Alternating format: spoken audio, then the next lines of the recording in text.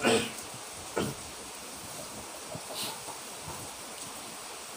ibu-ibu, assalamualaikum warahmatullahi wabarakatuh. Baiklah ibu-ibu, sebelumnya saya ucapkan terima kasih pada ibu-ibu karena sudah hadir pada pertemuan rutin kita, yaitu pertemuan kelompok untuk sama-sama kita belajar masalah P2K2 ya ibu-ibu, yaitu peningkatan kapasitas keluarga. Nah, baiklah ibu-ibu, puji syukur marilah kita panjatkan kehadiran Allah Subhanahu wa taala, karena atas berkat, rahmat, nikmat dan karunia-Nya lah kita pada siang hari ini masih bisa berkumpul di rumah Ibu Ketua dalam keadaan sehat walafiat, dalam keadaan tidak kurang apapun ya ibu-ibu. Selawat serta salam marilah tidak henti-hentinya kita curahkan kepada Nabi besar kita Muhammad Sallallahu Alaihi Wasallam dan para pengikutnya beserta kita semua sampai akhir zaman. Semoga kita tetap mendapat syafaatnya di yaumul akhir nanti. Amin ya rabbal alamin. Nah, ibu-ibu, pada pertemuan sebelumnya, pada bulan-bulan yang lalu, kita telah membahas masalah kesehatan dan gizi ya ibu-ibu. Nah, apakah apa yang sudah kita pelajari kemarin, apa yang sudah kita diskusikan, sudah dilaksanakan dan diterapkan di dalam keluarga ibu-ibu? Alhamdulillah kalau begitu ibu-ibu ya. Semoga apa yang kita pelajari, apa yang kita diskusikan itu tidak sia-sia dan bisa diterapkan di dalam keluarga. Nah, pada hari ini ibu-ibu kita akan membahas masalah perlindungan anak ibu-ibu. Jadi ada dua materi yang akan kita pelajari pada perlindungan anak ini. Yang pertama, pencegahan kekerasan dan perilaku salah terhadap anak. Yang kedua itu nanti masalah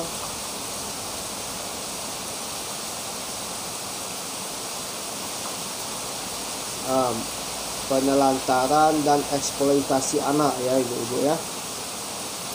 Nah, baiklah, tujuan pertemuan kita pada hari ini agar kita sama-sama belajar ya ibu-ibu, agar ibu-ibu itu bisa memahami apa saja yang merupakan bentuk-bentuk kekerasan terhadap anak, bentuk-bentuk perilaku yang salah terhadap anak ya ibu-ibu. Kemudian kita dapat mencegahnya, mencegah kekerasan terhadap anak tersebut. Nah, sebelumnya ibu-ibu saya tanya dulu, menurut ibu-ibu yang dimaksud dengan anak-anak itu siapa ibu-ibu? Ya, ibu ya, Bu Sisi. Oh, jadi yang namanya anak-anak itu yang belum sekolah ibu ya. Oke, dari peserta yang lain ada yang bisa menambahkan siapa yang dikatakan anak-anak? Oh, anak-anak yang masih sekolah. Ya, ada yang lain. Berdasarkan umurnya ibu-ibu. Sampai umur berapa bisa dikatakan anak-anak? Ya, Ibu Herma. Sampai umur 10 tahun. Ya, ada yang lain. Sampai umur berapa? Sampai menikah. Ya, ada yang lain lagi. Sampai umur 18 tahun. Ya, benar ibu. Jadi ibu-ibu yang dikatakan anak-anak, kalau menurut undang-undang itu orang yang berusia 18 tahun ke bawah ibu-ibu ya. Termasuk yang masih di dalam kandungan itu disebut dengan anak-anak. Jadi anak-anak itu ibu-ibu bukan cuma yang masih balita, bukan cuma yang masih SD ya. Jadi yang dikatakan anak-anak itu adalah orang yang berusia 18 tahun ke bawah, termasuk yang masih di dalam kandungan.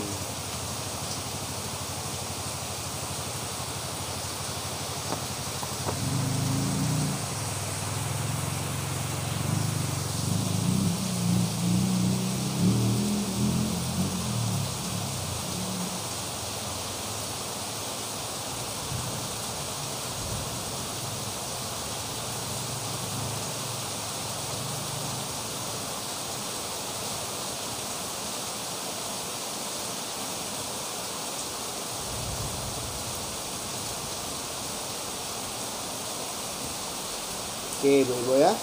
Nah, ada yang mau ditanya ibu-ibu, silakan kalau ada pertanyaan. Belum ada. Oke, kita lanjut lagi ibu-ibu ya. Nah ibu-ibu, menurut ibu-ibu, anak-anak tadi adalah anak-anak yang masih di bawah usia 18 tahun ya ibu-ibu ya, termasuk yang masih di dalam kandungan.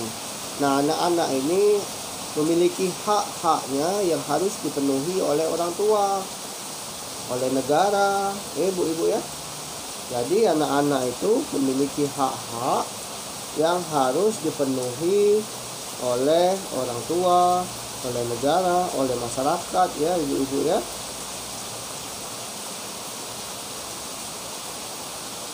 Hak-hak anak itu adalah hak yang melekat pada anak sejak lahir ya ibu-ibu, sebagai pemberian Tuhan. Nah hak anak itu ada banyak sekali ibu-ibu. Kalau di sini ada 31 macam. Hak bermain, hak berkreasi, hak berpartisipasi, hak berhubungan dengan orang tua ya, bebas beribadah dan beragama, bebas berkumpul, bebas berserikat, hidup dengan orang tua, hak kelangsungan hidup dan berkembang, hak memiliki nama, hak memiliki identitas, hak kewarganegaraan, hak pendidikan, hak informasi, hak standar kesehatan, hak hidup sehat, ibu-ibu ya. Kemudian terkait dengan perlindungan ada hak pribadi dari tindakan penangkapan sewenang-wenang, ibu ya. Kebebasan dari perampasan, kebebasan dari perlakuan kejam, kebebasan dari siksaan, dari penculikan, dan eksploitasi, dari pemandangan yang tidak layak ya, dan lain-lain. Jadi banyak sekali ibu-ibu hak-hak anak itu bu ya. Nah kalau dikelompokkan itu ada 5 macam hak-hak anak itu. Coba kalau menurut ibu-ibu hak apa saja ibu-ibu, silakan.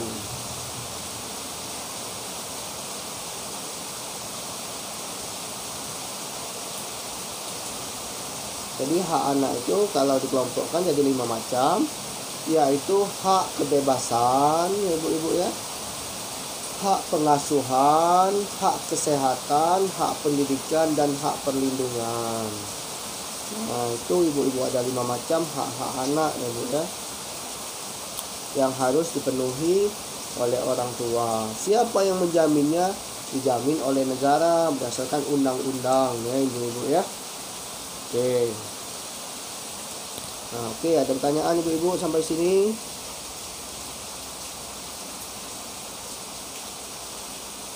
Oke, kalau belum ada kita lanjutkan ke kekerasan pada anak bu ya. Nah, pernah enggak ibu-ibu melihat kejadian-kejadian yang merupakan kekerasan pada anak? Coba ibu-ibu, apa contohnya kekerasan pada anak? Misalnya cubit. Ya benar, cubit. Ada ibu-ibu yang lain dimarahi. Boleh jadi bu, bisa jadi dimarahi, benar. Apalagi dibentak. Oke, boleh Bu dibentak, itu juga merupakan kekerasan gitu ya. Apalagi Bu, ditampar, ya benar ditampar. Nah, apalagi Bu, ditendang, ya itu juga merupakan kekerasan pada anak. Nah, yang ibu-ibu sebutkan tadi itu merupakan bentuk-bentuk kekerasan terhadap anak. Nah, kekerasan terhadap anak ini ibu-ibu secara umum itu dibedakan menjadi 4 macam Bu ya. Yang pertama itu kekerasan fisik. Kekerasan fisik ini itulah kekerasan yang sering kita jumpai, biasanya mencubit, menjewer, menendang, menampar ya ibu-ibu.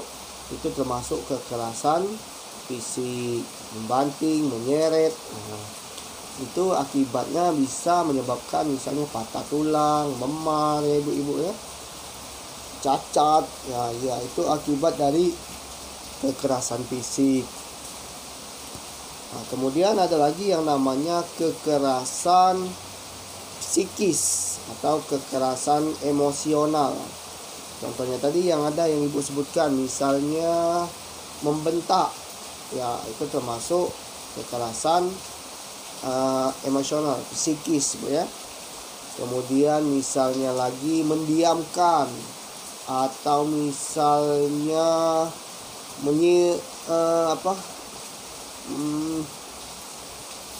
membentak, mendiamkan ya ibu, memarahi, atau misalnya selalu menyalahkan, membuli, itu termasuk kekerasan psikis. Kemudian ada lagi namanya kekerasan sosial. Nah, kekerasan sosial ini itu biasanya terjadi di dalam masyarakat. Misalnya dibeda-bedakan secara agama, dibeda-bedakan secara suku, beda-bedakan berdasarkan warna kulit, itu termasuk kekerasan dalam sosial. Nah, kemudian ada lagi kekerasan seksual. Nah, kekerasan seksual ini banyak sekali kasusnya. Misalnya kita nonton di berita-berita terjadi pemerkosaan terhadap anak ya ibu-ibu ya. Misalnya lagi terjadi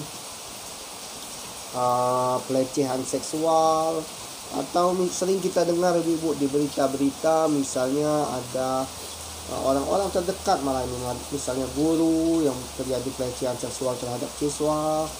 Kemudian yang paling sering itu kebanyakan itu seks bebas di antara remaja ibu-ibu. Nah, ini cukup menjadi perhatian kita ibu-ibu. Nah, bagaimana kita terhadap anak-anak kita itu memberikan penjelasan, memberikan pengertian agar tidak terjadi kekerasan seksual maupun seks bebas di kalangan remaja ya ibu-ibu. Nah, kalau kita sudah mengetahui jenis-jenis kekerasan, bentuk-bentuk kekerasan, baru kita bisa melakukan pencegahan terhadap kekerasan tersebut ya ibu-ibu ya. Nah, bagaimana cara mencegah kekerasan tersebut? Tuh ibu-ibu, bagaimana cara melakukan pencegahan kekerasan?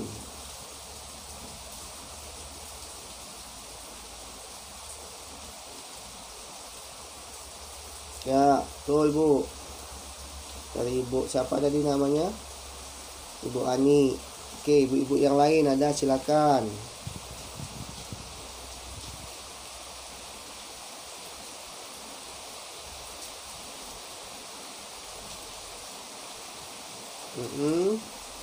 Ya benar Bu. Nah, jadi kalau kita simpulkan Bu, cara melakukan pencegahan kekerasan anak itu yang mana kita harus menyadari dulu bahwa anak itu adalah amanah dari Tuhan Yang Maha Esa. Kemudian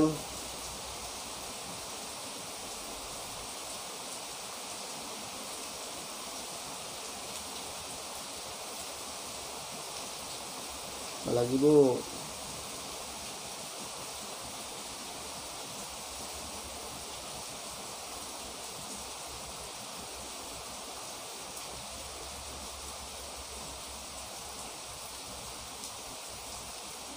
Bisa melapor ke polisi. Oke, selain itu melapor ke dinas-dinas sosial ya ibu ya, ke perlindungan anak ibu-ibu ya. Benar, oke. Nah, jadi ibu-ibu dalam mencegah kekerasan kita harus tahu dulu layanan-layanan tempat melaporkan kalau terjadi kekerasan ya ibu-ibu. Misalnya di dinas sosial, di pusat pelayanan terpadu perlindungan perempuan dan anak, di perlindungan perempuan dan anak ini misalnya di Polres Bu ya.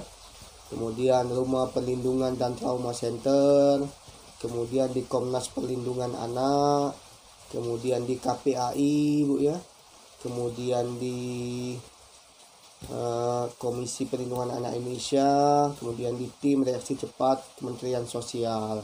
Nah, itu tempat-tempat pengaduan kalau kita menemukan terjadi kekerasan terhadap anak.